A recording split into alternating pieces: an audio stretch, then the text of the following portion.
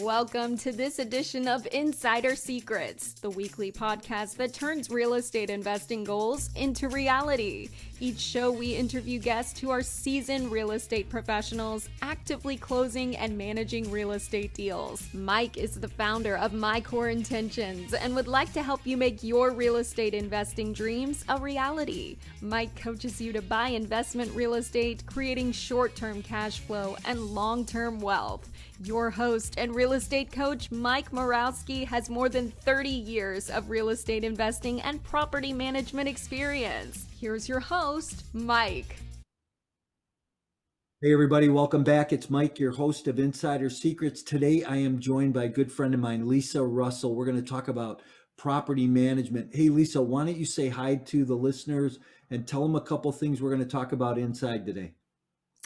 Great, Mike. Yeah, we're going to talk a little bit about my favorite topics, which is the transformation of kind of the old school management styles to new technology. And so we can see really what are the ins and outs and what do we have to look forward to over the next couple of years. Hey, my vote is old school is still the best. Everybody, Yeah. You're going to have to listen in. See you inside. Hey everybody, welcome back. It's Mike, your host of Insider Secrets, and it is a regular weekly episode. Glad that you're here today. Insider Secrets is brought to you by My Core Intentions. And I always ask, what are your intentions today? What did you get up this morning and decide that you were going to do? How many clients were you going to see? How many properties were you going to look at? What were you going to underwrite? What types of steps were you going to take in your property management operations to re-engineer a property? What were your intentions today? You know what? I want to make sure that you're empowered and be able to do those things, complete those intentions, and grow your business. And I always say that nobody grows professionally until we grow personally. So how do we help you do that? What's the stretch that you need to take today or this week that's going to take you to the next place? I'm glad that you're here today. And I am super, super excited about today's guest. This is somebody that I just met recently over the last few months. We actually got to meet in person. We met in Clubhouse, spent some time together in and out of some rooms, really started to get to know each other and met in person. And then just from there, the relationship's really grown. And I'm excited about my friend, Lisa Russell. Lisa, say hi to everybody. Hi. And Lisa comes with 30 years of real estate knowledge and experience, kind of like me. We've probably been in the business about the same amount of time. But her focus has all been multifamily housing, where mine was a little bit of residential. But Lisa's got 30 years in the multifamily housing industry. She's on the property management operations side. She's committed to strong cultures, building a strong culture, developing strong and resilient teams. And that's really something that we've talked a lot about lately. She's committed to achieving financial success in her portfolios for her owners. Lisa's commitment to the world is that everyone is seen, heard, and valued. Boy, that's a big statement, Lisa. Hey, welcome. Glad that you're here today. Great. Thank you so much, Mike. Excited. So Lisa, I always start my show with one question, and I ask all my guests this, and I don't know, someday I think I'm going to take all of this and I'm going to write something with it. But in one word, what best describes you personally and professionally? Tenacious. So that's my word, and you're probably the second person in that has. How did I connect with you on that one, huh? So that just goes to the synergy that we built. And what's really cool is you and I have built this relationship mostly off a Clubhouse, listened to each other and had conversations, and we're in these spaces where we got to just learn about each other. And I think that goes so much to the real estate space about building relationships and how do you build good, solid, strategic relationships with people. Hey, do this for us, for the listeners, fill in the gaps, take the next few minutes and just talk about your background and how you got into the crazy world of real estate, because I always think it's crazy, but how you got into this crazy world and what do you like, what do you not like? So. Yeah, I love building teams. That's probably one of the biggest that you said. And what you also said is, as you are networking and developing people, that being seen, heard, and valued, I think is a solid foundation that whether it's an employee, whether it's an investor, or a vendor, anybody that you're dealing with on a day-to-day basis. I really just look at that as key fundamentals for myself. How I got started in the business, it's a really funny story, but I showed up to college and needed a job and walked into the housing department at Stephen F. Austin State in Texas and said, I'd like a position working for you guys. And they said, we have some apartments that you can manage, and it's all the football players and our married housing, and you can just handle all the apartments. And so literally I started college and became a real estate professional all at the same time. It was really a fun opportunity to really build that experience with limited knowledge and just got thrown into the fire like I think we all do in this business, right? Yeah, cool. Listen, there's a difference between us because you went to college. I didn't. That's funny. Listen, did you go to college for real estate then? Actually, my degree ended up being from the Conrad Hilton Hotel Restaurant Management School in the University of Houston. So I transferred down to Houston, ran one of their largest residence hall facilities and their apartments on campus, and finished my degree. And so once I did that, I was really hooked. I'd already done almost 5 years of resident management, student housing, and decided I wanted to get into the conventional space eventually. And once I transferred over into the conventional space, I was in Tampa, Florida, and it was 1,200 units. So I became the business manager for 1,200 units right there in Tampa Bay on the Causeway. So awesome. Yeah, I went right into the fire, and then starting on the largest community to date that I've handled, and then did that for a couple of years. And then what I found is I'm vacillating between student housing and conventional housing. But as I grew my profession and was recognized and promoted, I got to a level that I was doing multi-state regional director, and I was actually in 20 major markets. So that was a 10-year on a plane, Monday through Friday kind of career. And it was intense and fun. And I learned a lot about the different markets that we have out there. Very cool. So really, you started out in the hospitality space? Student housing. So in the student housing space, apartments and residence halls, and really that whole world of by the bed leasing is really what it is. And I worked for 5 major universities. So I actually went on to work for some other universities. And I thought that might be my career path at one point, but I really liked the conventional side of it because the university works with the state budgets and doesn't necessarily look to the fiscal responsibilities. I really found that once I came into the conventional space, that I really enjoyed having that budget accountability, really having the policies and procedures, and really not having ever done it before. It was all like, I love learning. And so that really gave me the opportunity to learn something new. I'd never done evictions in student housing. So it was a whole new learning curve. I felt like I'd entered almost a different career. So that's interesting. So listen, one thing I have never gotten into all my years in real estate and the multifamily space is student housing. I always shied away from it. The horror stories about parties and the trashing of units, and talk about some of the differences between by the bed versus by the unit rentals. Yeah, so different university environments or different collegiate housing came up while I was in the industry. There was no professional collegiate housing organization, or if it was just becoming popular. And they build right outside the university on private land, and then they would do the 4 beds in a traditional looking apartment, and then they would fully furnish it, that kind of thing. And so we would partner with them. In some cases, the university would own some of those as well. So there was a synergy happening back then in the 90s where all of that collegiate housing was developing. But I also got to see how our university environments use bonds and bond systems within the state to build on-campus facilities.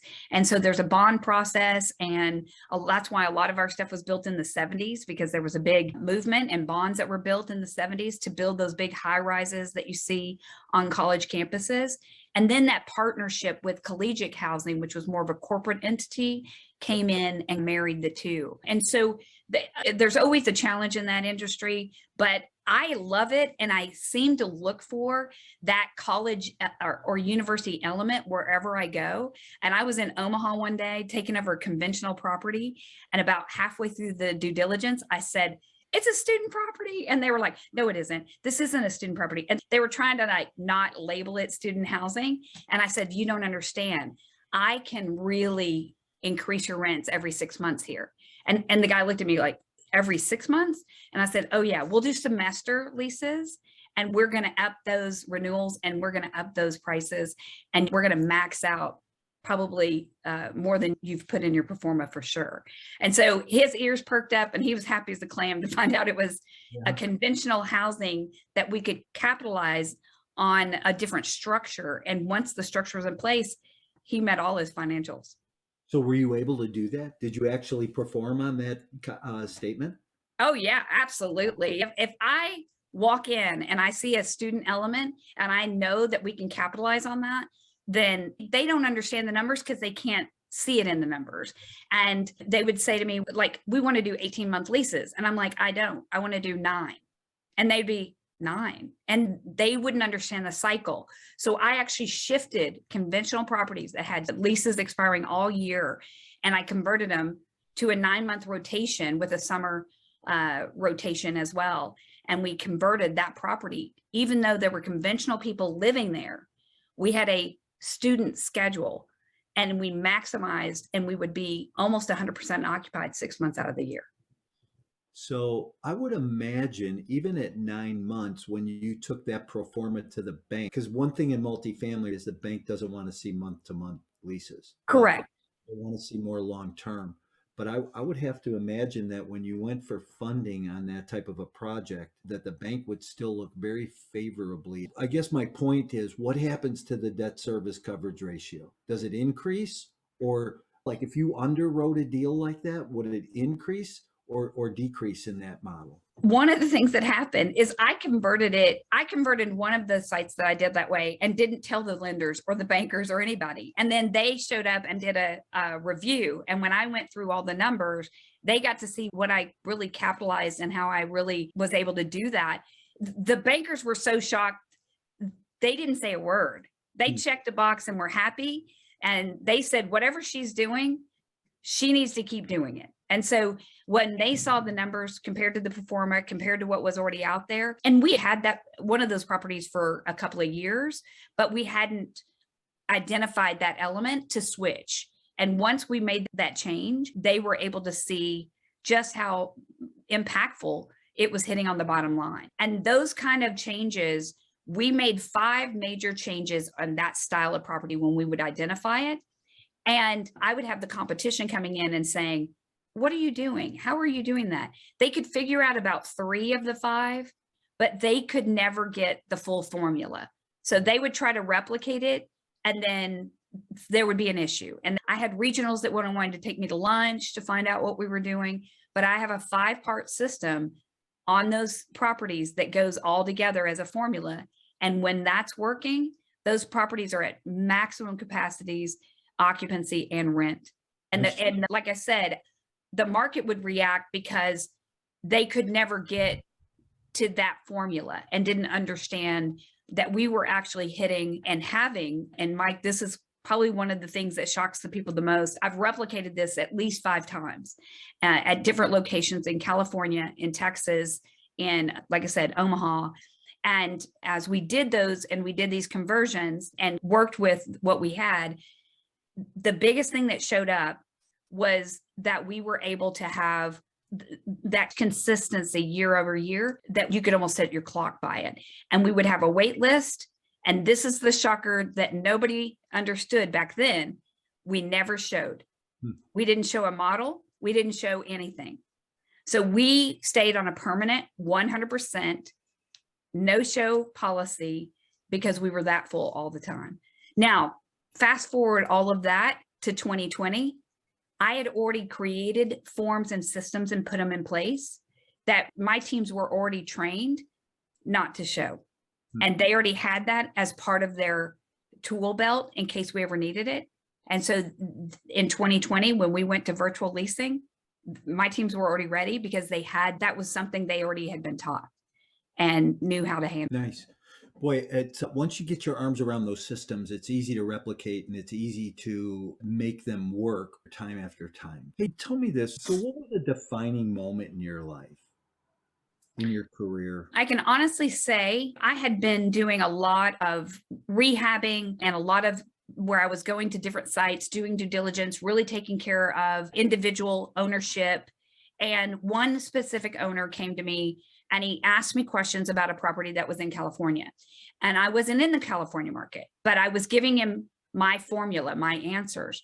And everybody kept saying, don't speak on that because you don't know that market. And I said, but I don't need to know the market. And they're like, why do you not need to know the market? You're giving him advice and he's going to take that back and implement it. And I said, then he needs to, because this is what's missing. This is what he needs to do. And that owner went to bat for me. And immediately my career took off. And he gave me not only that site, which was $450 million site to take care of and recover in 2009, when we all know needed extra supervision.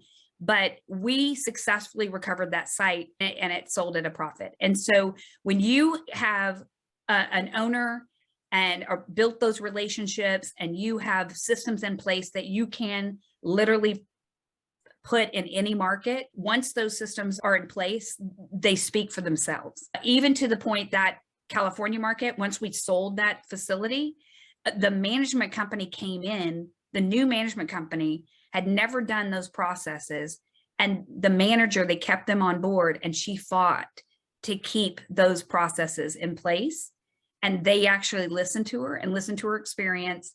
And they successfully kept those procedures in place. And so that's when you know something's got a legacy, is what you would call it, because I want those systems and structures to work well past my involvement. Anything, I'm not the one steering it at that point. The manager had the system, understands that formula, and could now herself duplicate it with another. What's really cool is once those systems are in place, things tend to run a lot smoother. So I really want to know, over the years, you've built systems and found ones that don't work. What do you think are the top 3 most important processes and systems as an effective property manager that you have to have in place to get a final result of property value increase? So some of the answers I would have told you 5 years ago are different than they would be today. And I'm going to tell you that because we faced 2020 and 2021 and hitting the wall even on some tried and true processes. One of the things I would tell you is the team has to be a united team. They have to be a synergy. We go back and talk about our staff when we talk about our teams, but we have what's called a 10-year knowledge gap right now.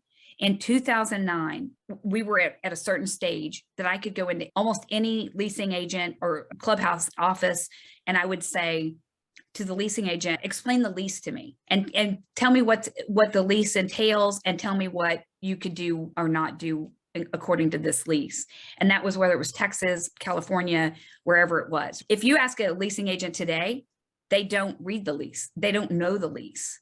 And the difference is because we have e-signature. So we used to sit with the paper lease in front of us, go paragraph by paragraph and show them an initial. We used to have to know the paragraphs. We would explain each paragraph with a short sentence. Now we just email it to them and they do an e-signature. Time out. Yeah. So I'm an owner operator. I'm a syndicator. I raise money and put deals together. My property manager, I don't want them to do that. Well, that's what I'm telling you. So that's what I'm trying to tell you. The technology over the past 5 years has altered core fundamentals that we were doing as in an industry. I'm giving you one example where I'm telling you that is happening across the board, across the nation right now. And so some of that is back to basics. Some of that is that you have to come up with another format in which to educate the lease. So isn't this a great format? And we could pull the lease up in front of us right now. And if I'm the property manager moving you in, I could go, okay, Lisa, so here's the price. This is what the lease is going to be. Could you just electronically initial in the margin right now that we covered this? And here's what the term is. This is when you're moving in and when you're moving out. Could you just initial in the margin right now? So couldn't you still bring that bit of what used to really be a personalization, right? Mhm. Now you're really building the relationship with the tenant. And can't you still do that by Zoom and the technology that we have today? No, they're not doing it. The question is what's happening. So that's the bigger picture that I'd like to cover with you a little bit today. And that is, how has technology Hmm. altered our industry in a way that we are not even present to? And things that we took for granted are now gone, and they died out over 10 years. That's why I call it the 10-year knowledge gap, Hmm. because over the 10 years, manual processes that we had in place for 20 years started disappearing, and they started being replaced with technology. The question that we have today as owner operators, as asset managers, is what the current systems are in place, and are they being executed accordingly? Is there still another way that you can convey those same points, whether it's a one-page bullet point of the lease and maybe another initial signature that you did cover that with them when they picked up the keys? But what I'm trying to tell you is that's where we've had to rethink the wheel with technology. And some of the examples are that our passwords. I was a manager and a regional director that back when we had no computers sitting on our desk, or if we did, they were AMSI. And now we've got 22 passwords on each site.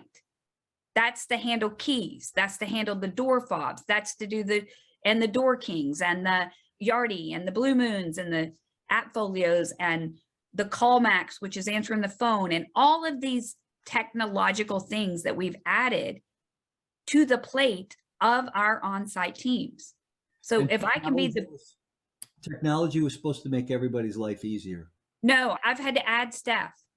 I've had to add staff to the office at large locations where we could have in the past handled it with 3. We now have to have 4, or at least 3.5. So unless you're recreating the wheel, which is what I've been doing for the last 6 months, is repositioning myself and my teams and my philosophies to shift with the times and make sure that I'm protecting my teams from the technology. And what we're doing is we're layering on more technology on top of more technology. We're not removing any technology. We're layering it on more and more. And it will put the strain of training and education back onto our management companies. And that's where we will see what happens in the future. That's going to really show who's on their game. Yeah, it's going to really separate talent from non-talent. Absolutely. Absolutely. And imagine being a new employee that comes in and is a seasoned manager of 10 years and thinks they know their job. And all of a sudden they've been given 10 different new technology programs that they've never worked with before. So you just took a seasoned veteran manager and she's now in a brand new learning capacity role and being expected to still produce the reports and manage the property and control her expenses and learn 10 different technology systems. So let's talk about this. Do you think that you can take somebody today in the multifamily space? Who's your best hire? Is it somebody who is coming from a totally different industry and knows nothing about real estate? Or is it somebody who has a little bit of real estate knowledge, maybe some property management knowledge? Where's your best hire come from today? Believe it or not, retail. Customer service is still king. So if they're go-getters in the retail space and have been trained properly for some of the upper brands or in the areas of customer service, we can teach them technology if they have nowadays the technology of the phones, computers, and that kind of thing. But that's where your processes have to be ready to adapt to an assistant manager that doesn't have the skills that we would normally have expected a 7-year veteran assistant manager to have. So she's got to have training that would in some cases be all the way back down to leasing. And she may have to have additional time built into her onboarding procedures to make sure that she really is checking the boxes, that she understands those things, and not just a wink nod, here's the keys, please run the place. It really is, are you setting aside time? Do you have teams in the corporate office that are supporting that training? And in busy offices today, with the phone ringing nonstop, that's where we run into the challenge, is people are using the technology also against us. We've had situations where we would get a lead process of about 40 leads on an average property that now is getting 150 leads. Imagine that volume. Okay. Huge. But they're using the internet, they're Googling, the advertisements out there, the bots are there, everybody's searching for those leads. As they come in, you're still doing old school follow-up. You're still having to connect, like you said, with those people. So how is today's technology connecting us in a way? And we've got text programs now. You can text with the computer and it comes up on their phone and it acts like we're texting with them. What happens when that person doesn't understand the text system, or if there's somebody else that gets involved in the conversation? Back in the day, we didn't have a separate text system. We had to check if you had a whole conversation with a new prospect. So all these things, they all look good. They're little shiny objects, and we do an awe over them and we sign up for them. We do the demo. And then that's the second part. This technology, we get promised something, we see it in the demo, and then they can't integrate into our systems for over a year. That means that you've got something you really want to use and implement with your teams, but one system doesn't want to talk to the other system. Right. So again, I'm not trying to overwhelm you. I'm trying to give you the overwhelm that those teams feel, so that you can understand that we've got to pull that back, protect our teams, and really have a strategic marketing technology plan way before you get those on-site teams involved in it. Interesting. Man, there's just so many moving parts to it. I think that the industry has gotten very fluid, right? Mm-hmm. Yeah. One thing I like about multifamily is there's always something to learn. You can grow. Absolutely. You can learn. I actually heard somebody say one day, she goes, I really like multifamily investors. And she wasn't in the industry. She said, I really like multifamily people because they're always on this education quest. Yeah, you have to. Think about it, Mike. I have to know the difference of the types of Freon that are in my air conditioning systems, as well as how the irrigation systems work, in addition to what a legal binding lease and document is if I'm an on-site manager.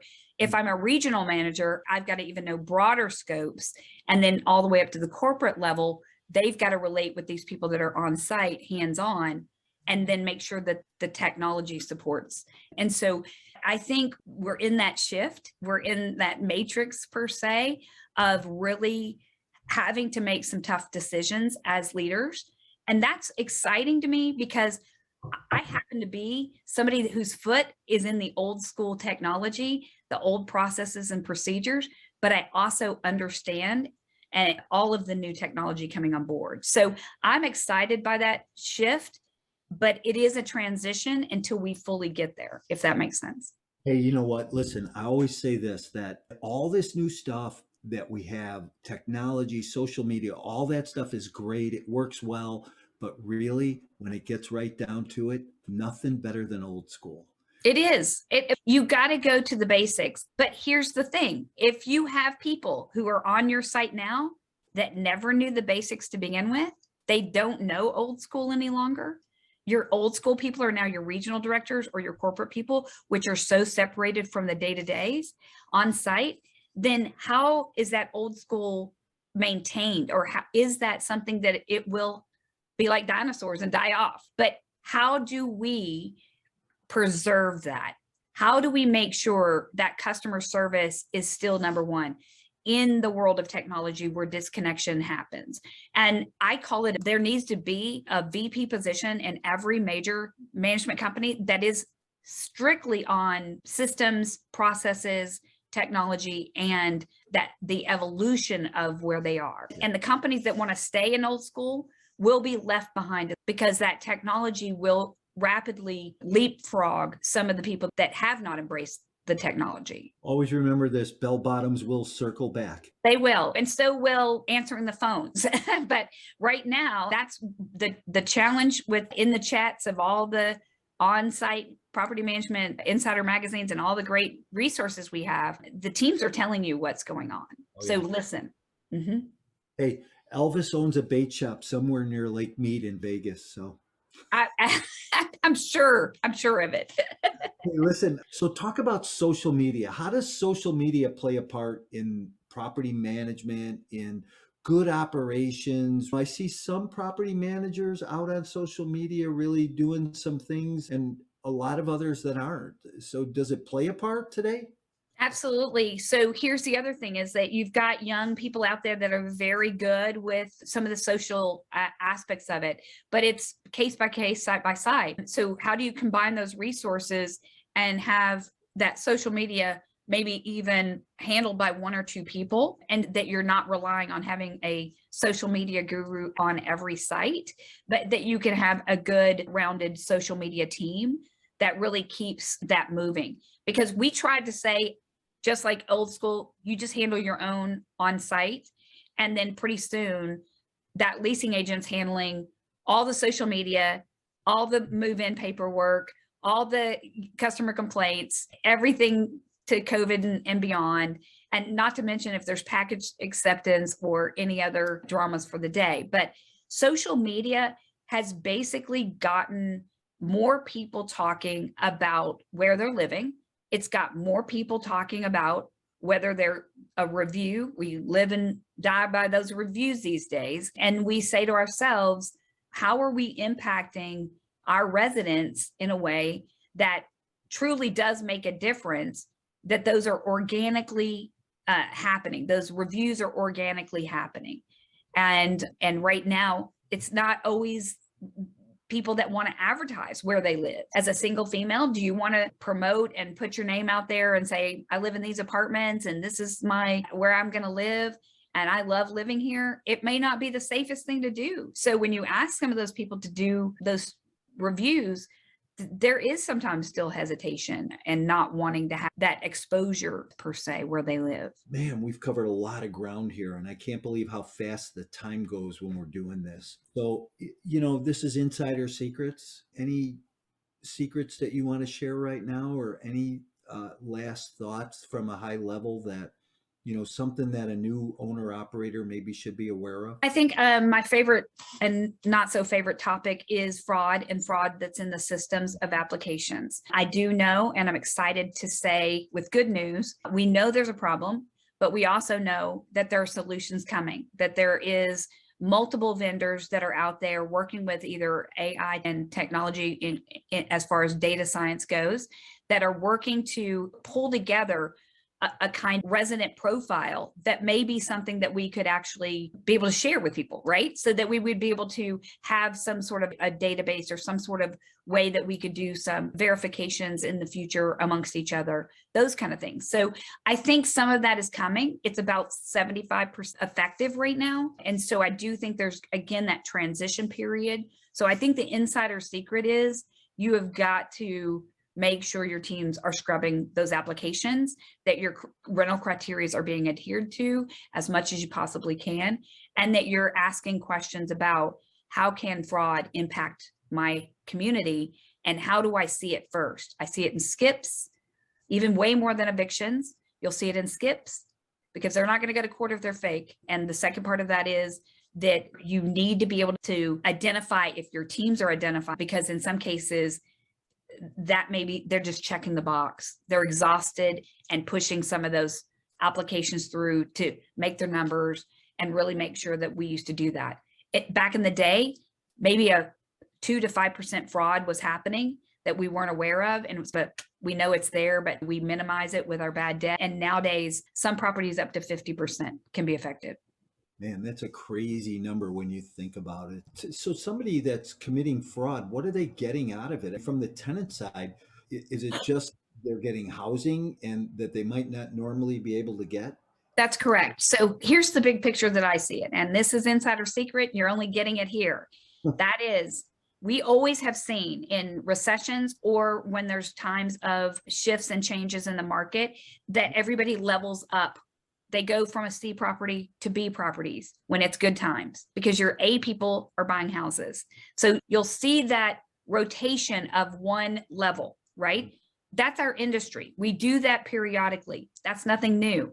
What's new is if you've got somebody that's not meeting your rental criteria normally and would not ever be accepted into that property, they're actually using that fake persona and they're living in A properties. So you've now got a competition of living in those nicer communities at the top. Who's your client? Yeah, interesting. So that's the question. So we've got to see that shift is pushing up.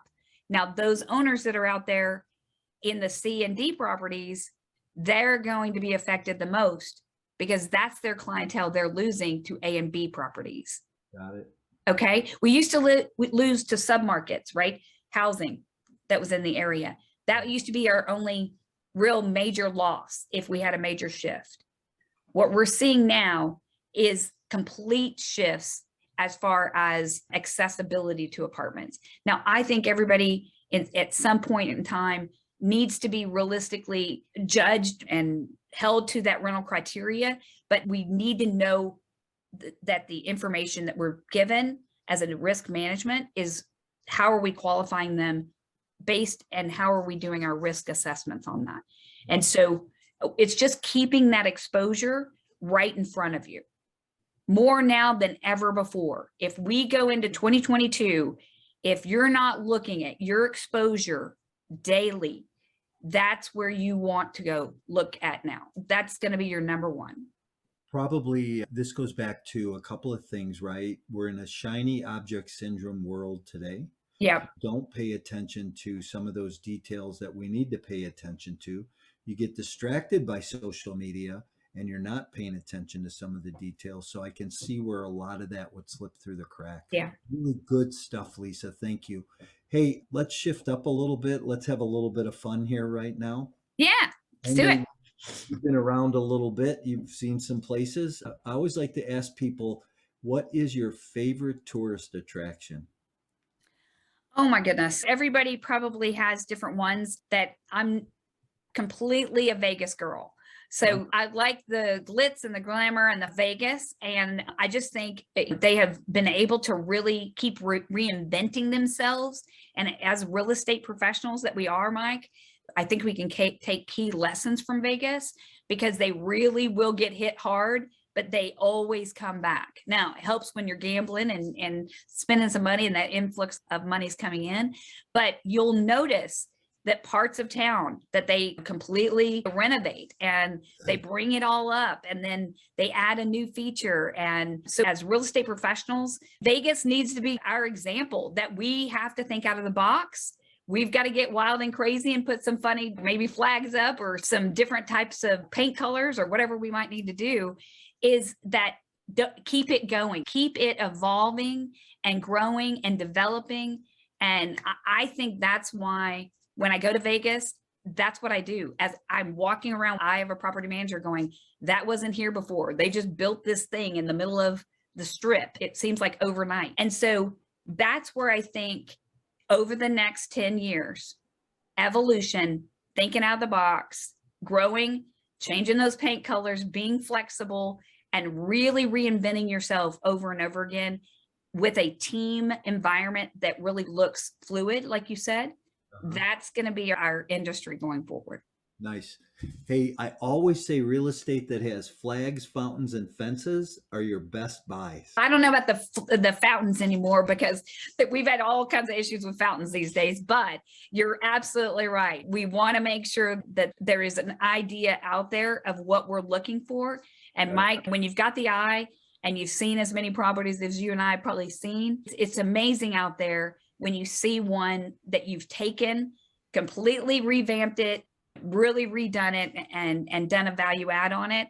And then you see the reaction of either the residents that are living there that are really extremely happy. In most cases, they get the rent increases, but you also get to see something of a legacy you've left behind. And I have a couple of those that feathers in my cap that I still drive by and I'm like, I created that sign, or that there's something about it that we changed, flipped the entire resident profile, or the owners wanted us to do something way out of the box and we did it and it worked. So Nice. again, just part of my passion. Nice. All right, great. Lisa, if people want to get a hold of you, how do they reach out to you? Email is probably the best just to get me. And it's lrussell@thefutureofleasing.com. There you have a great email address, right? Mm-hmm. Yep. Changes coming up. Hey, Lisa, this has been awesome. Thank you. Always love your energy and what you bring to the table. I appreciate all your insight and knowledge. And everybody, thanks for being here this week. This again was another episode of Insider Secrets. Glad that you were here. And remember, all we ever ask is that you just go out on social media, you like us, you love us, you follow us, subscribe on our YouTube channel, subscribe to this on wherever you get your podcast, whether that's Apple or Spotify or any of the other platforms. And we'll be here again next week. Thanks again, Lisa. Talk to you soon. Thanks so much. Thank you, Mike, and thank you for joining us for another great episode of Insider Secrets. As always, Insider Secrets is brought to you by My Core Intentions. Wherever you hang out on social media, you will find Mike and My Core Intentions. Please and follow us to get the most up-to-date real estate investing trends. Visit mycoreintentions.com, where you can get expert coaching on all things real estate investing and property management. If you're looking to become an expert, Mike's coaching will help you scale your real estate investment business. We're looking forward to having you back again next week for more Insider Secrets.